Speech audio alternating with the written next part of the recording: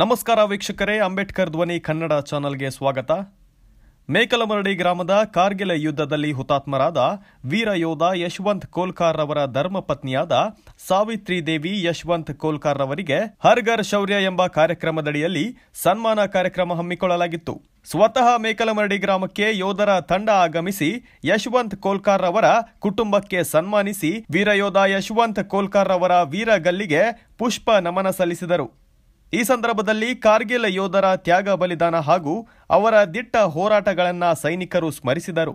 ಸೈನಿಕರಾದ ಸಂದೀಪ್, ರಾಜೇಶ್, ಲಕ್ಷ್ಮಣ್ ಹಾಗೂ ಮಾಜಿ ಸೈನಿಕರಾದ ಪಿಐ ಸಿಗೇಹಳ್ಳಿ, ಮಾಜಿ ಸೈನಿಕ ಸಂಘದ ಅಧ್ಯಕ್ಷರಾದ ಈರಪ್ಪ ಸೋಮಣ್ಣವರ್, ಗ್ರಾಮ ಪಂಚಾಯಿತಿ ಉಪಾಧ್ಯಕ್ಷರಾದ ಕಾಶಿಂ ಜಮಾದಾರ್, ಮಾಜಿ ಜಿಲ್ಲಾ ಪಂಚಾಯತ್ ಸದಸ್ಯರಾದ ನಿಂಗಪ್ಪ ಅರಕೇರಿ ಹಾಗೂ ಪಂಚಾಯತ್ ಪಿಡಿಒ ಅವರಾದ ಸವಿತಾ ಹಾಲಹಳ್ಳಿ, ವಿನೋದ್ ಹೊಸಮನಿ, ಮಂಜುನಾಥ್ ಹೊಸಮನಿ ಹಾಗೂ ಅಂಬೇಡ್ಕರ್ ಧ್ವನಿ ಚಾನೆಲ್ ಸಂಪಾದಕರಾದ ಕಿಶನ್ ರಾಯಪ್ಪಗೋಳ್, ಬಾಬು ಹೊಸಮನಿ, ಶಾಲೆಯ ಶಿಕ್ಷಕರು ಹಾಗೂ ಊರಿನ ಗ್ರಾಮಸ್ಥರು, ಶಾಲಾ ಮಕ್ಕಳು ಹಾಜರಿದ್ದರು.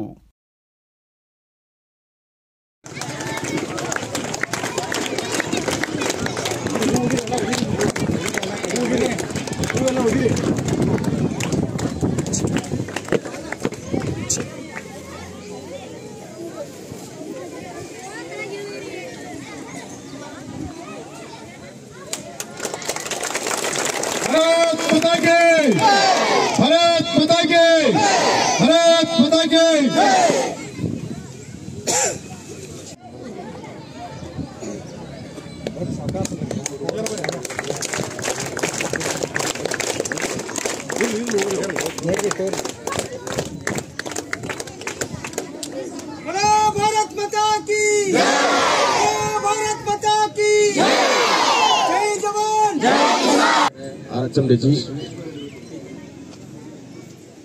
26वां कारगिल विजय दिवस का उपलक्ष्य में घर घर शौर्य सम्मान उत्सव का नाम पे कारगिल सेक्टर से आया है।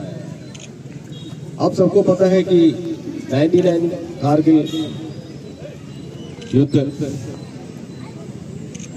26 मई में शुरू हुआ था।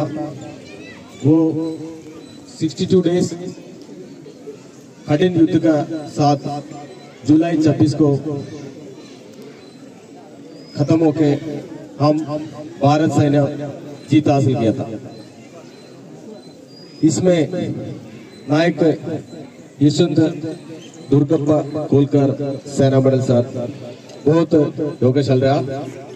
सर ने युद्ध का तौर पर वहां पे माइन फील्ड में माइन ब्लास्ट होकर शहीद हुआ था। इनका नाम से भारत सैन्य सर को सेना मेडल का अवार्ड घोषित किया गया है। अभी हम कारगिल लड़ाई में जो शहीद हुआ तीर जवानों का घर में सबका घर में जाके उनका सम्मान मोमेंटो और उनका हालचाल पता करने के लिए कारगिल सेक्टर से आया हूँ। अब मैं श्रीमती सावित्री कोलकर मैडम से अनुरोध करता हूँ कि हमारे से मोमेंटो स्वीकार करें।